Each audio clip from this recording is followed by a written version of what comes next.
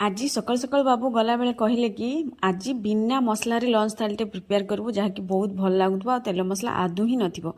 तो मो मुंड को आइडिया ढुकला कौन करी तो सांगे सांगे गली भात कर भात सहित डाली कर आलू भर्ता भेंडी आलू भजा बड़ी चूरा ता सहित काकुड़ी दी पिस यही खाद्य तो आपण मानक बहुत पसंद जानी खास कर ओडिया मानकर सब बहुत ही फेवरेट खाद्य खाइले देह को बहुत भल हेल्दी रहिबो देह ता सहित मन को शांति मिले। मु बहुत गुड़ा वीडियो रे देखि आउट ऑफ स्टेट लोक मैंने कहते जे ओडिया बहुत रिच फूड खाती ऑब्वियसली आम ओडिया भारी बढ़िया आम खाद्य बढ़िया आम भाषा बढ़िया आम संस्कृति परंपरा बहुत ही बढ़िया।